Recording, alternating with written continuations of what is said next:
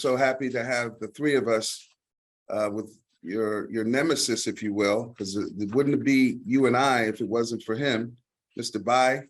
Kendrick Blyden. I never knew his middle name. Did you know that, Lonnie? Yeah, I heard it once or twice before. I'm terrible remembering names, unfortunately. It's one of those Oh, don't go things there. I have to deal with. Ladies and gentlemen, it is indeed my pleasure to introduce you to Kendrick Blyden. Blyden received the degree of Masters of Science in Electrical Engineering from the Moscow Energetics Institute back in 1979, specializing in power systems, generation, and industrial distribution systems. He's also the recipient of numerous professional development certifications throughout his career. Mr. Blyden, he's worked on over 40 major and minor power plants projects that are associated interconnection throughout his entire career in various capacities of electrical systems design, operations planning, project development, and construction management. Seems to be a major asset for any NABWIC member, National Association of Black Women in Construction, and major corporations like Bechtel, you know, and the big companies' names go on. His more high-profile assignments however, have been as project manager on a team which planned, here's another major company, the Calpine 70,000 megawatt development program.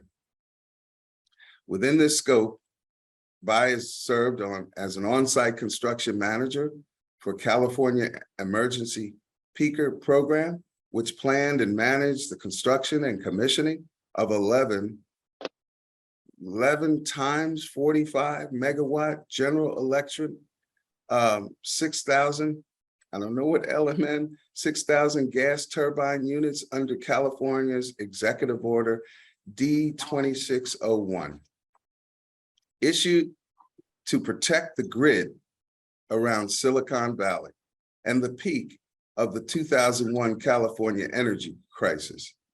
He has worked on large nuclear, hydro, and mid to small distributed energy systems and has held senior technical consulting and staff positions with various utilities and A&E firms such as TVA, that's Tennessee Valley, right? Pacific Gas and Electric, PSE&G, the New York Power Authority, Texas Utilities, Southern Nuclear, Bechtel, there's that other big company, AB&B, and Stone and Webster. Mr. Blyden brings multicultural advantages in leveraging relationships and is fluent in multiple languages. Am I right by saying five? He is a senior member of the International Electrical Engineering Association, IEEE, and serves as chair of the IEEE Professional Engineering Society International Practices Subcommittee for Africa. He's also an advisor to Centric, which you'll hear more about this afternoon, Limited, a commercial startup. Thank you for your sponsorship, MIT Housing. I'm sorry, MIT, yes, housing, modular housing. He's a commercial startup focused on the development of sustainable green housing and general building systems. Mr. Blyden has been published widely in international peer-reviewed journals and is married with 3 children. Specialties are energy, development, dynamic networking.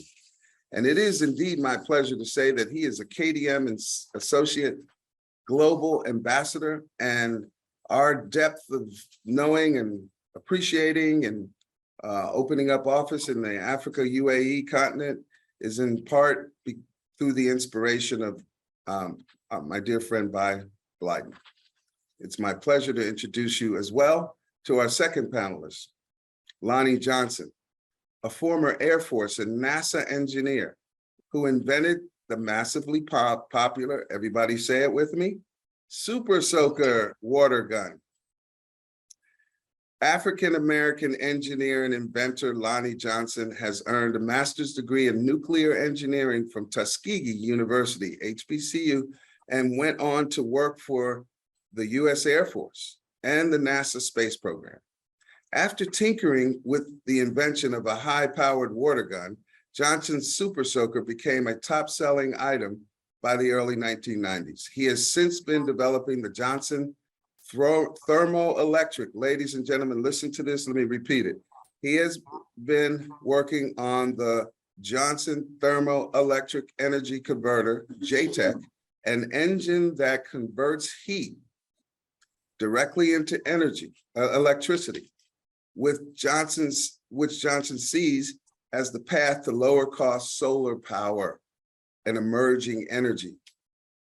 During his time at NASA from 1979 to 1991, he worked on a variety of projects, including the Air Force Missions Lab, developing the nuclear power source for the Galileo mission to Jupiter, several weapons-related projects, as well as an engineer on the Mariner Mark II spacecraft series for the Comet Rendezvous and Saturn Orbiter probe mission. He also worked on the stealth bomber program. In 1991, Johnson founded his own company, Johnson Research and Development Company, of which he is also the president of, and we are proud to say that he is a Federal Procurement Center, MBDA client. And ladies and gentlemen, I don't think you could have listened to a bio of two individuals of African-American descent of such stature, accomplishments, and command of energy. So we are going to begin our conversation now. Good afternoon, gentlemen. Good afternoon. It's not like I can simply ask, what are we going to talk about? Sure, it's going to talk about power. I actually want this conversation to resonate. I want it to reverberate because I had the pleasure of spending I guess more than a half a day where Lonnie Johnson, Mr. Johnson has came to our expanded offices in Alexandria, Virginia.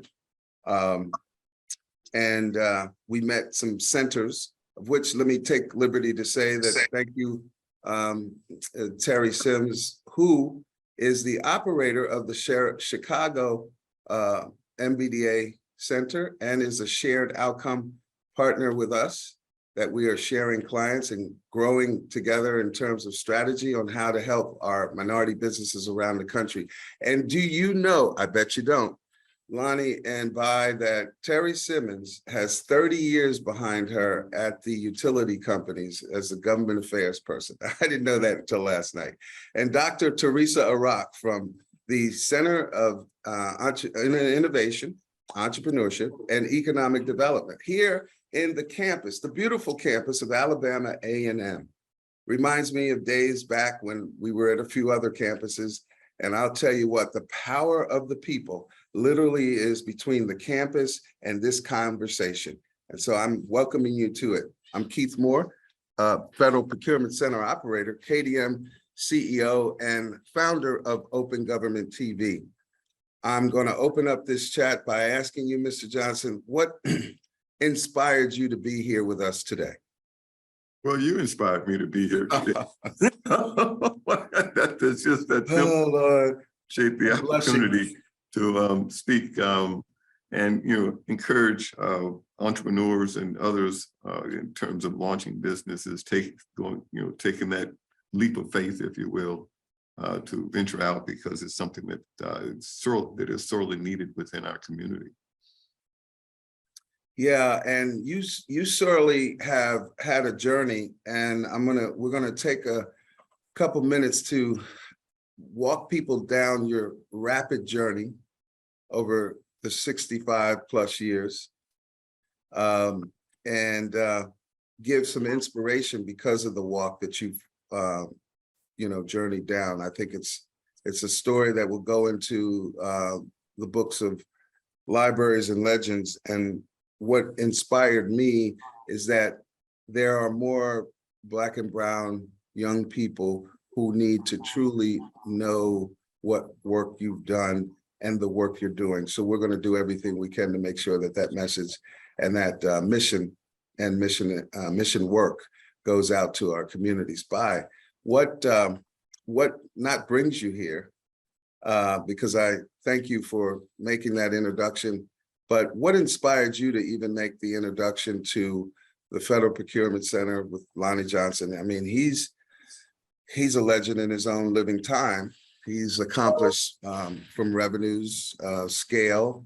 Why did you think there was a good fit for Mr. Johnson to be amongst this community now? Well, for as long as I've known him, I recognize that we both have a common interest to help empower our communities, like you said. And once you had explained to me that this program, this 13985, is really about actually making equity real, I figured then we need to therefore come forward to interface with this program with the best that we have. And so started out with Lonnie. What have you thought so far about our discussions from yesterday to today? And, you know, what does it say to you about the Innovation Agriculture Energy Opportunity Zones Summit? That's for me. Well, I'm beginning to understand it a little bit more. You know, I always keep reminding you that we come from the nuclear industry background, so we don't just flip on a dime. So it's taken me a minute to get to this point where I'm getting more comfortable, let's put it that way. And I was very, very impressed with the speaker lineup yesterday. And so the mission starts getting more and more clear. And with that, it also tells me how much more I can do to help, because now that I understand those dynamics, I can then bring in the experiences and networks that as you know, I have internationally. You know? Lonnie, what would you want to impart as an imperative for minority businesses as you reflect back on your own entrepreneurial experience, as if we were all your kids and grandkids, and that you know, you could put your one hand on your belt, the other, you know, with your heart, you speaking to us? Well, you know, what comes to mind is Booker T. Washington and his expression, cast down your buckets where you are. And by that is to, you know, as opposed to aspiring or wishing I was in this situation and I could do this, or if I was over here, I could do that. Start where you are and with what you have. Start to build a foundation, cast down your buckets where you are, and then persevere, point yourself in the direction you want to go, and then work forward. You know, people quite often want to talk to me in particular about, well, you know, what's your recipe? How do you get there? There's no recipe. There's no clear-cut path. Every journey is different, just like every life is different. So what it really does amount to is, you know, setting yourself some goals, working toward those goals and persevering and you know, hammering down the problems as they arise, which is, you know, inevitable. You will run into encounters, you will run into reasons to give up and reasons to stop, and they're all justified. And if you say, well, I couldn't finish because of blah, blah, blah, reasons that anyone would accept, and your explanations would be fine and good, and you won't have to worry about saving face or feeling embarrassed because you didn't succeed. But in reality, you don't succeed unless you push through. So my advice would be to persevere. Persevere and push through. What, how did you transition from NASA? How did you transition from NASA to energy? You know, that curiosity, you know, people, you know, I've been asked that question just the opposite way quite frequently, and people are surprised to learn about my NASA and Air Force background. People quite often say, well, you know, how do you go from super soaker to being a design engineer? You know, in reality, it's the other direction. I was, you know, as a nuclear engineer, you know, going into the military first, And that's where I was introduced to the space program. I solved some problems that some well-known and respected engineers had said was, had made certain predictions about the Voyager launch that I did some analysis and proved wrong. And as a result, I got invited to join the Jet Propulsion Laboratory and work on the Galileo project. Ended up with an invention on Galileo, another scenario where my peers said, well, you can't do this or this won't work or we don't have a good solution. Well, I came up with a solution and actually had some people apologize to me for naysaying and saying it won't work. And I still, some of the things that they said behind my back, I still don't know what they were. So, but it was, again, a moral victory. So I went to JPL because I was curious. In the Air Force, I had been, working on doing safety analysis, looking for things that could go wrong with the launch. If there's a system failure and you ended up with the vehicle coming back into the atmosphere and releasing nuclear material into the biosphere, that was a major concern. So we would look for things that could go wrong and try and minimize the risk associated with the launch of spacecraft that had used nuclear power sources. But when the opportunity to leave the Air Force and go with work at NASA, it was a matter of curiosity. I wanted to know how was it that, you could launch these spacecraft and have them travel literally for years in interplanetary space and then arrive at some planet and having survived failures that you hear about in the news, and then all of a sudden the mission is still a go and so forth. Right. Well, what I learned was that it's just plain hard work. You point your stuff in a direction and you start anticipating problems, designing in backups, and when you run into roadblocks or challenges, you just push through and continue to solve problems until you get your mission complete and ready to go. We used to have this expression, when the paperwork is as tall as a launch vehicle, then it's time to launch. That was back when things were done. It was not, that was in the Galileo was launched back in '82, I believe it was. Voyager was launched in '79. I'm sorry, Voyager was launched in '79. 77. Yeah, 77 is when Voyager was launched. So in any case, that was what drove me. So my interest in energy, all these spacecraft, everything it worked on, even back in when I was in high school and building a robot, energy makes things go. We need energy, and I can't say specifically when I became concerned about the environment, but it was long before the general population and even long before politicians realized that we were headed for trouble. Our dependence on fossil fuels has been a real bummer for the environment and eventually for quality of life. And I think we're starting to see that in reality now, and people are starting to try to do something about it. It could have been a lot better, a lot less severe if we worked earlier. But in any case, I've been driven by curiosity, taking on challenging problems, wondering, thinking maybe I can solve that, and just trying to figure out if I really could. So that's it in a nutshell. Just taking on, being curious about problems and taking on and seeing if I can solve them and make a contribution. I had a deja vu moment. I think it was earlier this morning, thinking about your background in space, with NASA, and then the Air Force and the rocket ship plane excursion. And I thought, as a entrepreneur, as a CEO, as a person who has staff and has had staff for really since the age of 12 in the nursing home business,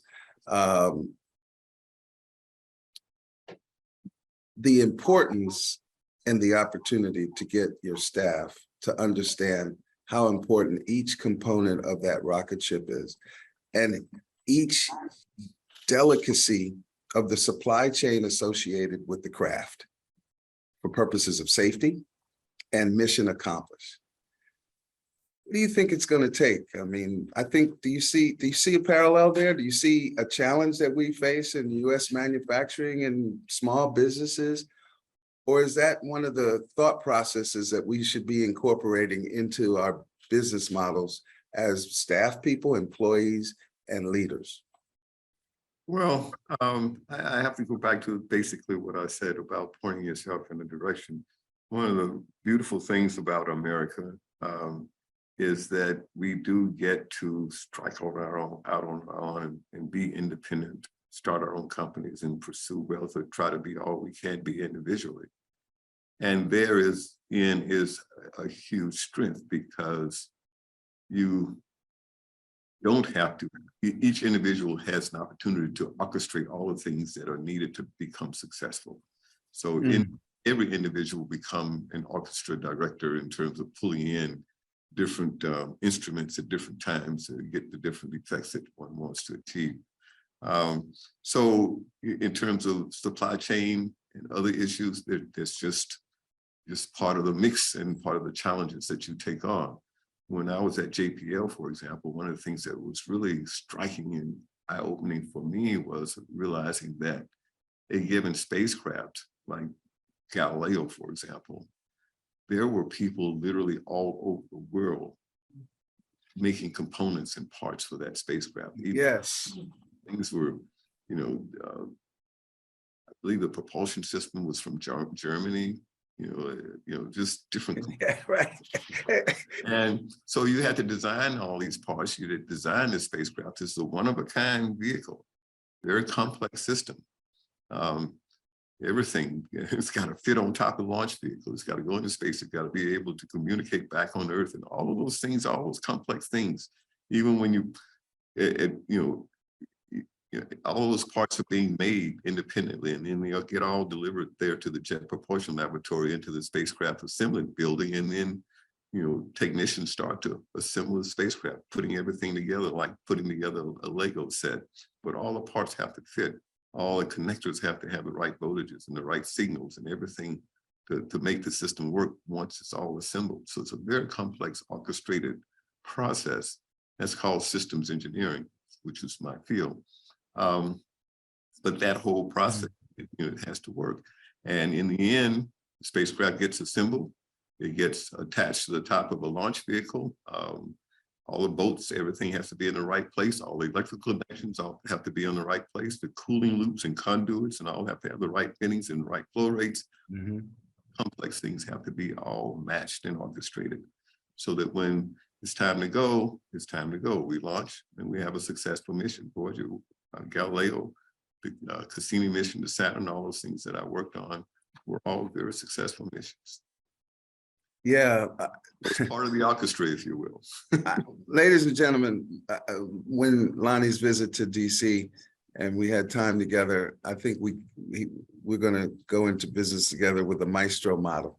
That's what we're patenting, the Maestro model, because we synergized on that. Now he's talking about it. I love it. I mean, Bai has the same, Bai calls his model an engine. It's the same thing. It really all the pieces in place and you crank it up. Right. Bai, would that be the same in the nuclear building of a plant? I would imagine. Absolutely, it better be. Our number one mantra in the nuclear industry is public safety is number one. That's your main concern. And just a slight segue here to confirm what Lonnie was saying. I once served on with the State Department group of translators for a major Russian delegation. Let me interrupt. By the way, Keith, Bai speaks 8 languages. Oh my God, no. Anyway. No. And when you talk about pulling things together, and that, communication, being able to talk to everyone and understand, and that's an issue I have with where we are in America right now. There's this whole thing coming from the Republican side of the other and pushing the other out for, if you take that kind of attitude and you narrow your options and opportunities, there's no such thing as the other. You must embrace everyone. I'm sorry to interrupt you, but I just had to add that. No, I mean, Thank now you. you're telling me exactly why it takes me so long to get to him. And because he's doing all these interpretations. I understand I could be a little bit profound at times, but my goodness. All right, so back to you and the nuclear reason for your being and what stimulated you, inspired you, and actually with that inspiration, what would you say to young people now? Because workforce is as important as any topic in Correct. terms of making sure not only that it's diverse, but that it's competent and committed to your craft and other crafts in STEM, for example. Interesting. Yes. Wow.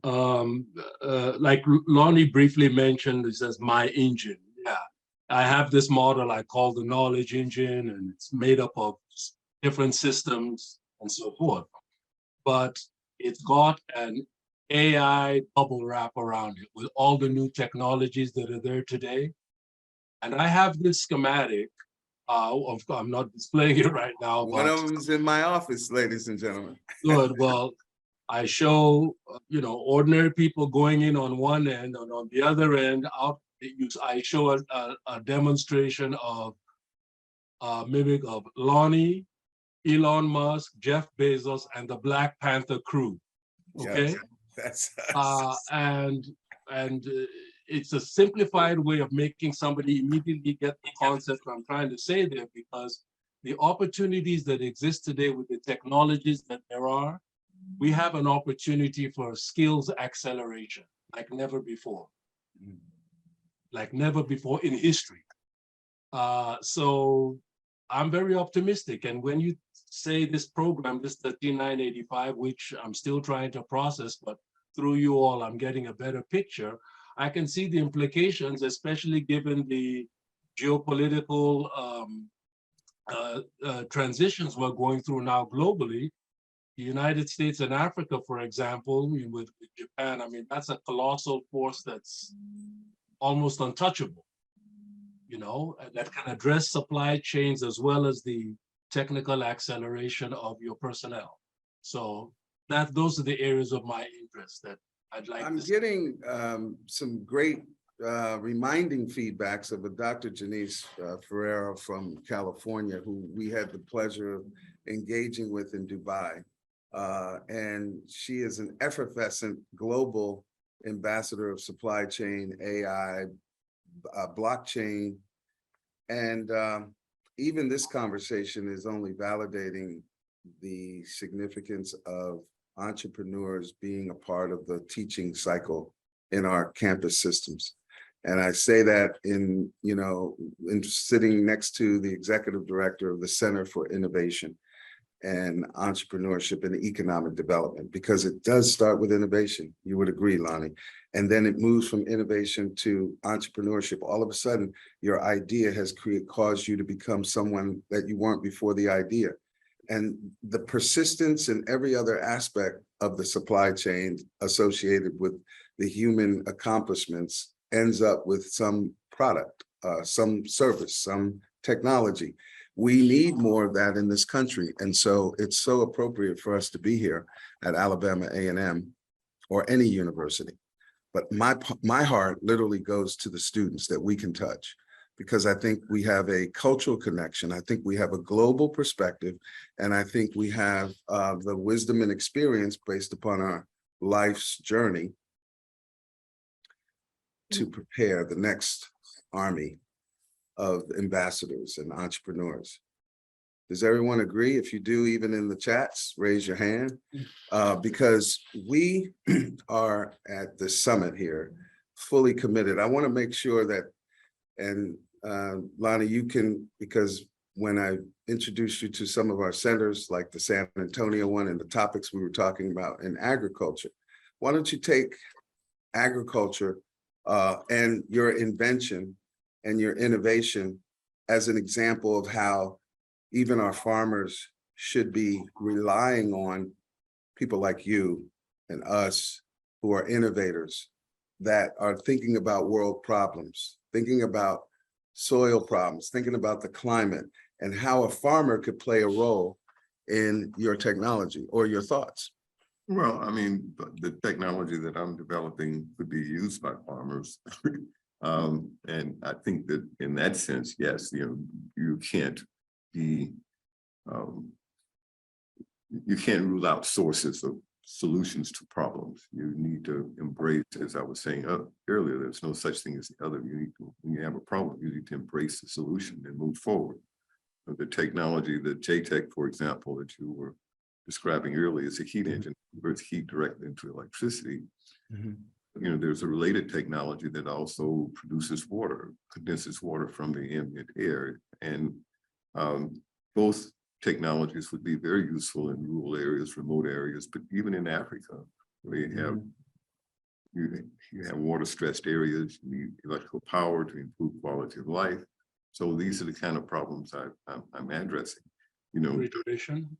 one of the things that I discovered or decided early on is that I'll never be without an idea. But you know, most people will never be without an idea. Everybody is an inventor. The difference is, you know, some people follow through and they're addicted to working on problems, as I am. I'm addicted. So it's kind of like a curse. But Blessing and a curse.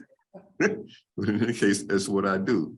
So there are benefits, you know, to remote areas for farmers in the work that I do. You know, the real key to me for success in entrepreneurship is to find a real problem and start working on it. You come up with a solution, then you're in a good position because you can solve a problem, and being able to solve problems is valuable. You can bring value to yourself and others by being able to solve problems. One of the things that I also decided was that, you know, intellectual property, you know, I have a number of patents, and if you can create technology, then you have to ask someone to give it to you or let you participate because it's yours, you created it. And the intellectual property system allows you to control it. If you can control it, then you can decide where the wealth goes and where the benefits go. And so that is basically the game that I play in trying to be successful. I've committed myself to address some of the most challenging problems that we're encountering.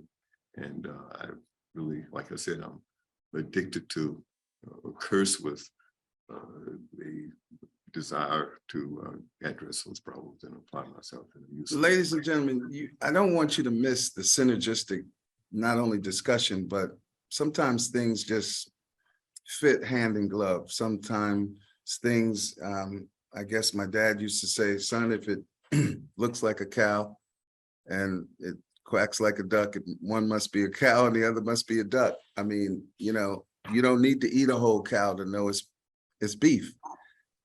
In this conversation, I am hearing and translating at the same time, and I'll do a little reverse engineering by talking about what we as brand as public policy. Where there's policy, there's profit. So if government who makes policy, and we know Bai has talked about Executive Order 13985, we can throw in Justice 40. We just heard from the OSBDU, Ron Pierce from the Department of Energy, just heard from Lady GI moderating. You know, entrepreneurs should understand in this conversation that it's almost better for you and more profitable for you to approach the government as a solution provider than a contractor. Because a contractor is literally putting himself in a competition. That's why we call ourselves What Works. We're a solution provider. And that's why people like Lonnie Johnson, who is a Federal Procurement Center client, and our commitment to his company is to grow his revenues and to expand his workforce through successful contracts. So anyone could be amazed at his ingenious inventions and innovation. But what I really want them to see is not only the heart of the man, but his ability to be a solution provider. And if the big problem in the room for government is to where do we get our MBEs who can fulfill the mission of Executive Order 13985, then ladies and gentlemen, you're sitting in the room of solutions. And we're presenting ourselves as a solution provider, which then allows us to break the traditional mold, disrupt some of the practices that have created the barriers historically, whether you're a farmer, MBE, small disadvantaged business, and the very reason why these policies need to exist, because there's racial inequity and acquisition inequity in these distressed, targeted underserved communities. With that being said, and recorded, I'm so delighted to literally carry on a conversation that will scale and I know inspire. And once a person, organization, or institution is inspired, that's where the real innovation begins. People will find the opportunity to make what hasn't worked work. Yep. And so I know several years ago, 2015, I think it was, someone introduced you to Lonnie Johnson. Why did they think you two would be a perfect match? To this day, I've thought about it, and I really commend that person, because that shows that that person has executive qualities to be able to see, and he just out of the blue. He knew. He grew up with Lonnie, and we're talking about Clarence, who grew up with you in Mobile, and he knew me, and then he said, "I'm going to introduce you to," and it was just like that, and we've been in communication since. So inspiration begins almost like a root. The older we get, I think the more we realize that it comes from something, right? So Lonnie, your videos, your documentaries even, one day I'm sure it'll be a movie. Can I get your autograph now before that movie starts? Tell us what your background was in Alabama that brought you to a place, because you literally have a novel mind, working all the time, but it started from something and somewhere. Tell us about that. Well, it started as a child, and I was fortunate to have parents who tolerated me or tolerated me and encouraged me. I must say both, because it had to not be easy. I was always curious. My father served in the Army. He was a great role model. He fought in World War II. And a lot of things about him I didn't appreciate until I got much older. And even after he passed, there were times when I found myself wishing, geez, I wish I could talk to my dad right now. Mm-hmm. In any case, when he would be working around the house on some project, I would always be there, and I would always be watching. I was always curious about what he was doing. And he taught me how to repair lamps and things like that. He gave me my first electricity lesson. So forth. But then I, continued to follow my curiosity, and I got to the point where I obviously had outgrown him. By the time I got into high school, by the time, in high school, middle school, I was building model rockets. I watched Kennedy's moon speech in '62 and about Man on the Moon. I was in the sixth grade at that time, thinking about, geez, I'm gonna be real old by the time the decade is out. That's 10 years away. 8 years anyway. So just a curious kid, experimented with rocket fuel, almost set the house on fire. Parents came home and saw what had happened. And basically, I had to put on 2 pair of pants. I was expecting the worst. They looked at me and said, you're going to have to do that outside from now on, not inside the house. And they bought me a hot plate, and that was it. And so they didn't discourage me. By the time I got to 12th grade, 11th grade, I started working on my robot, which was one of my highlights, I think, of my career. I look back over some of my inventions, and people ask me, what's my favorite invention? Well, I have several. The robot was the first one in high school. I built this robot that was, full of remote control, because I watched these robots on TV, and I wanted to have my own robot. After I got to NASA, the invention on the Galileo spacecraft was, again, a moral victory. That robot, by the way, won first place at the University of Alabama at a regional science competition, engineering competition. It was hosted by the School of Engineering, the Dean of Engineering at the University of Alabama.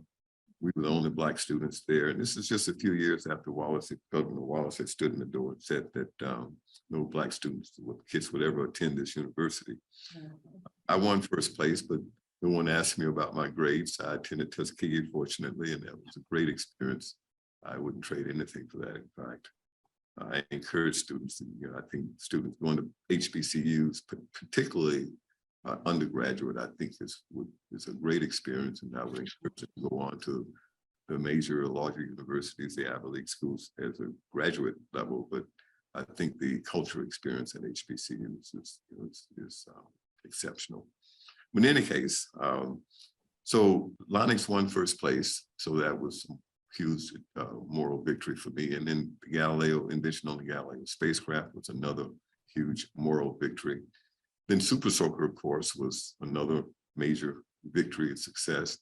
Then I set a goal at that point. Okay, I'm getting a little bit cocky here. I want to prove that lightning can strike in the same place more than once and not just luck. So I decided I want to be the king of our toy guns, and I started coming up with inventions to improve performance of Nerf dart guns, and that goal became successful. I achieved my goal of becoming the king of all toy guns, because the major guns out there in the market at that time was the Super Soaker and Nerf dart guns, and the Super Soakers as well as Nerf dart guns at that point were all based on my patents.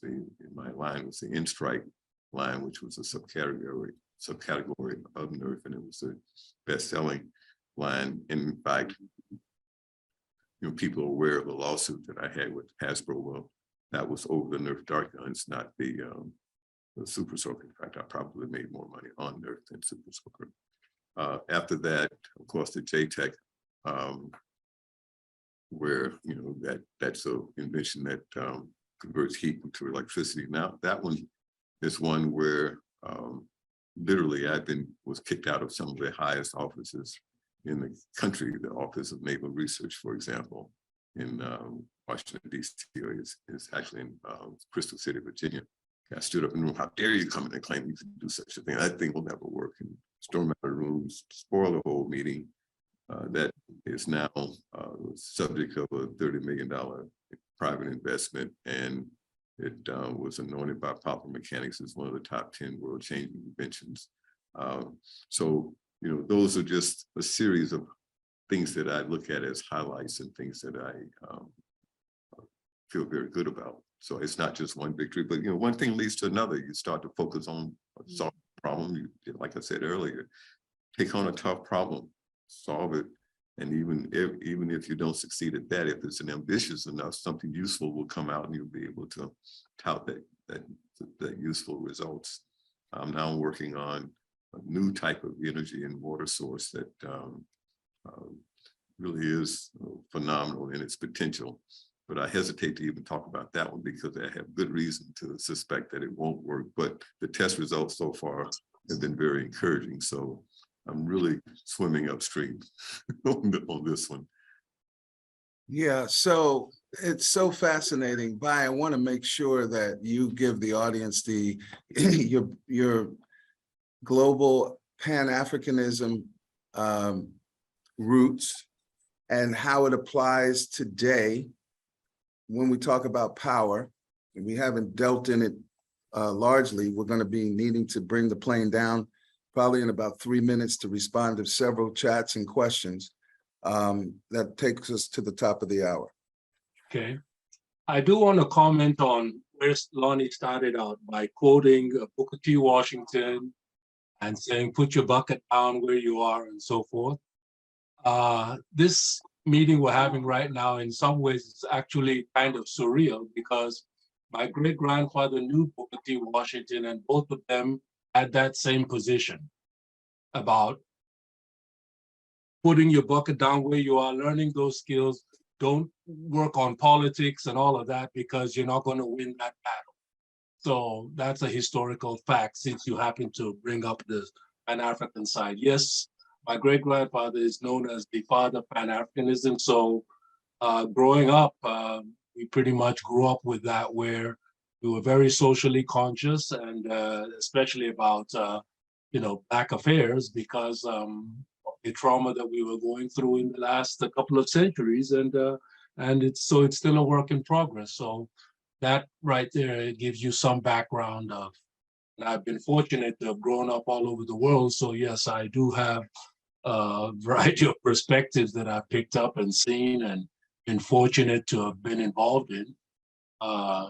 Some situations, maybe not so fortunate. For example, on the news right now, you all hear of all the bombings going on in Ukraine. Well, many of those towns that were being bombed, I actually did engineering practicals on hydroelectric plants there. So there you have it in a nutshell.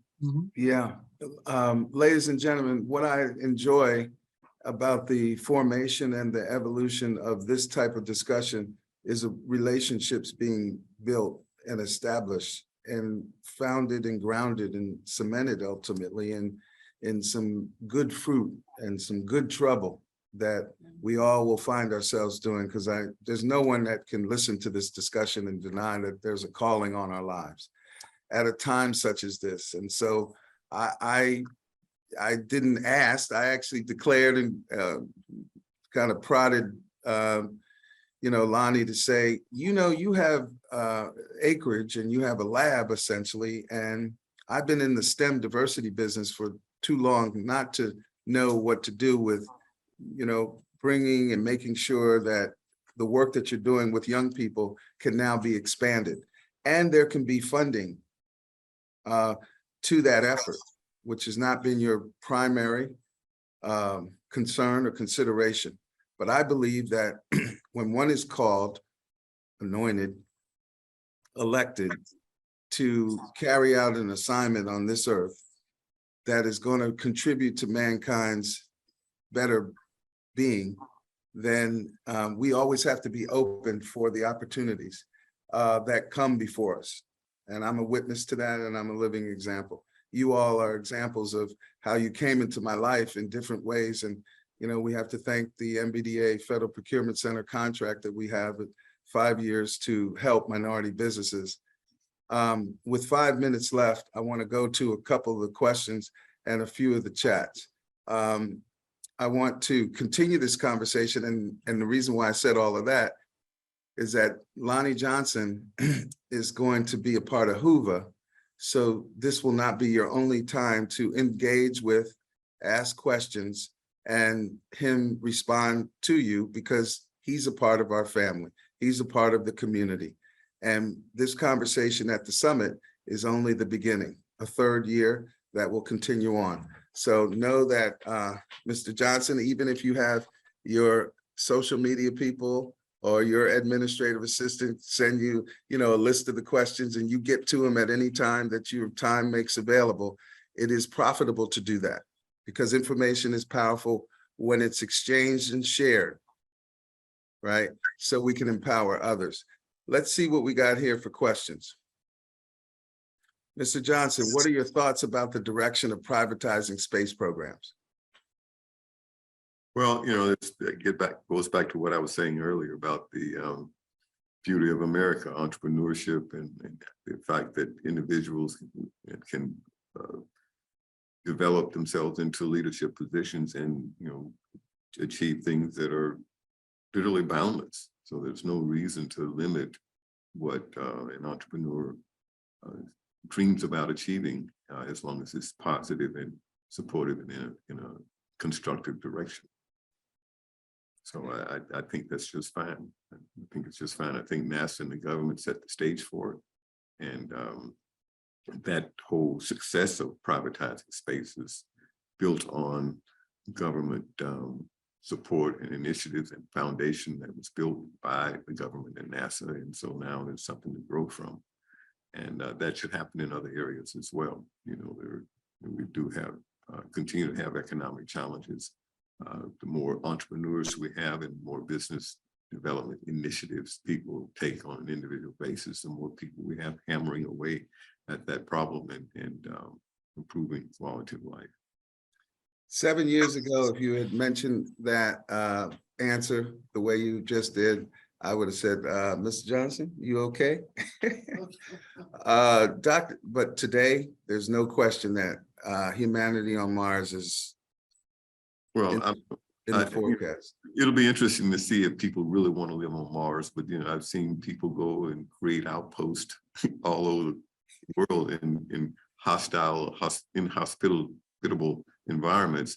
It's something about human nature that just drives us forward. So all things are possible, right? You'll never hear me say nay. Right. Gotcha.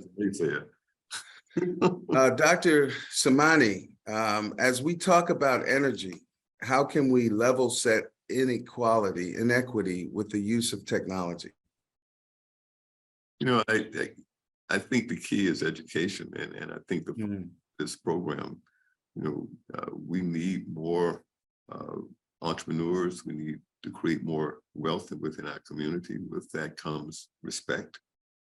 With that comes more improved self-esteem.